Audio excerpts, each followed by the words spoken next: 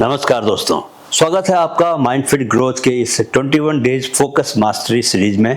एक ऐसा कोर्स दोस्तों जो मैंने खुद की जर्नी, न्यूरोसाइंस रिसर्च और हजारों यूथ के स्ट्रगल्स को समझकर तैयार किया है। अगर आप भी फोकस खो बैठते हैं तो वजह आपके फ़ोन में नहीं, आपकी सोच में है।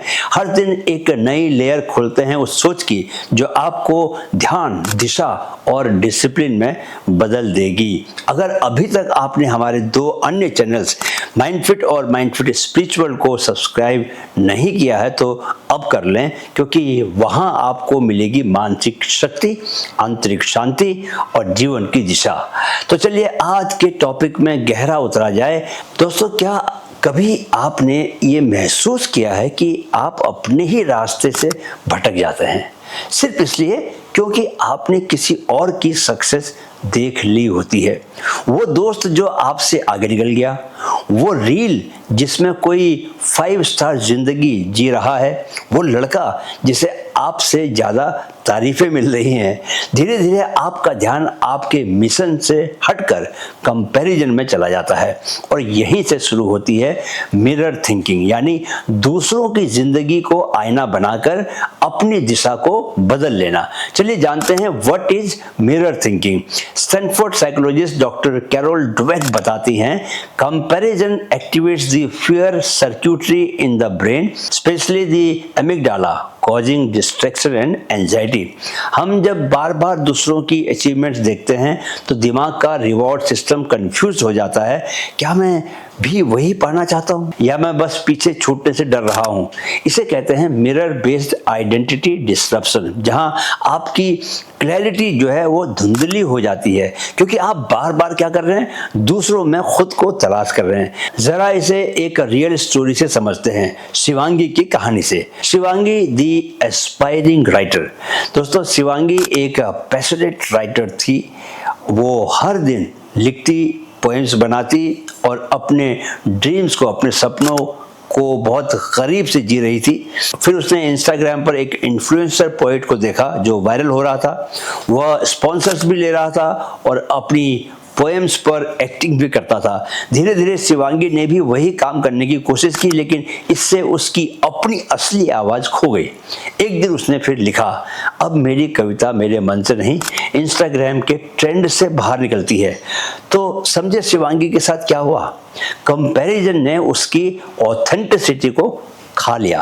तो आपको क्या करना है, प्रैक्टिकल फ्रेमवर्क समझ लीजिए। एंटी मिरर थिंकिंग प्रोटोकॉल के लिए आपको 3 कदम उठाने दोस्तों। पहला कदम, राइट योर वाई जर्नल। हर रविवार को आत्म संवाद कीजिए।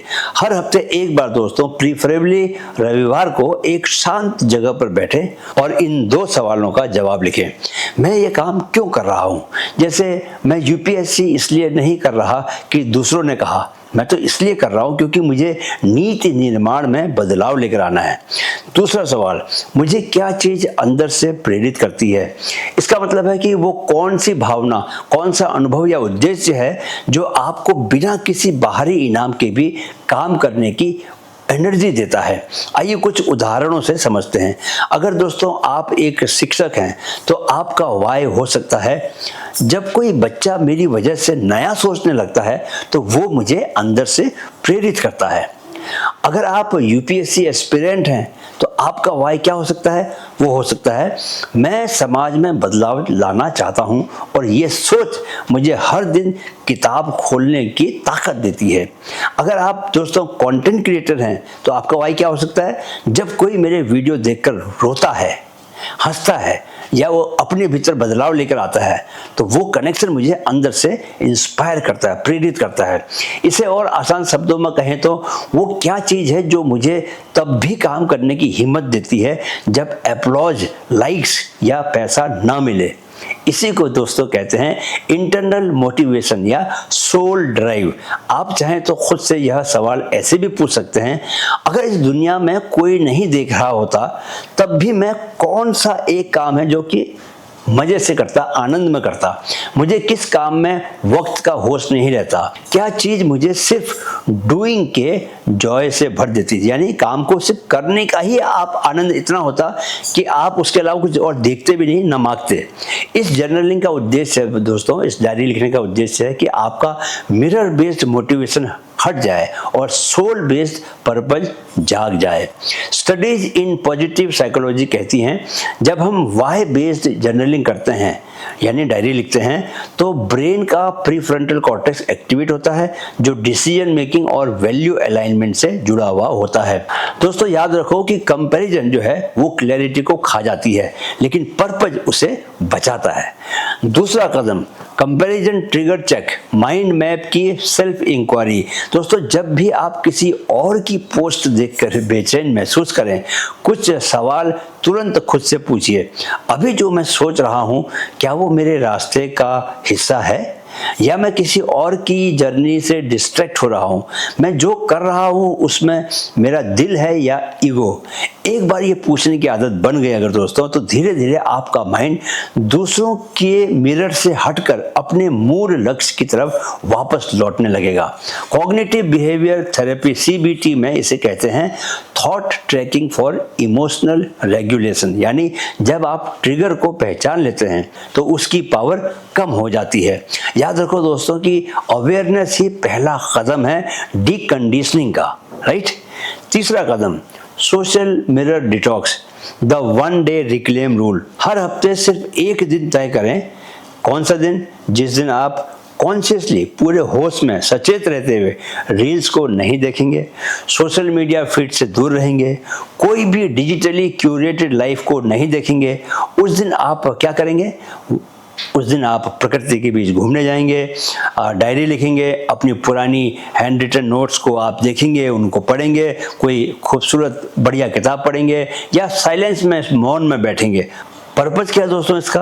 आपका माइंड दोस्तों एक स्पॉन्ज है, ये कभी ना भूलें। आपका माइंड एक स्पॉन्ज है दोस्तों, इसे कभी ना भूलें।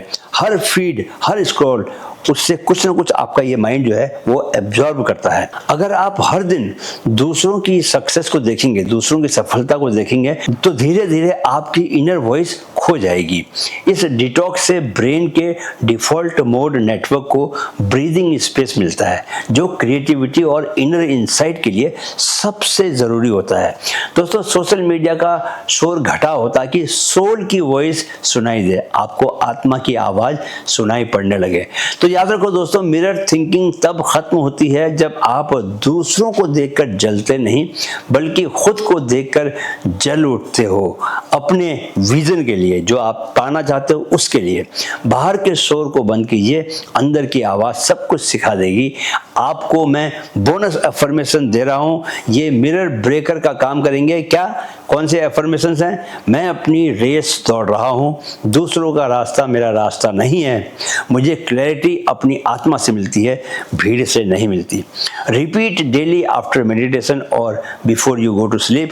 तो दोस्तों ये था वीडियो नंबर 17 जहां आपने जाना कि दूसरों को देखकर कैसे हमारा फोकस दरक जाता है, लेकिन अब समय है अपनी अटेंशन रिक्लेम करने का। अगले वीडियो में हम बात करेंगे द मिथ ऑफ बैलेंस, क्यों लाइफ में बैलेंस एक इल्यूजन है और डायरेक्शन ज्यादा जरूरी है। सब्सक्राइब जरूर कीजिए माइंडफिट ग्रोथ को, क्योंकि ये सीरीज आपके माइंड का रिबूट है हर यूथ के लिए। वीडियो देखने के लिए मेरा दिल से आभार। मेरे साथ कहें मन में है तो मुमकिन है। Keep learning, keep growing with Mindfit. नमस्कार।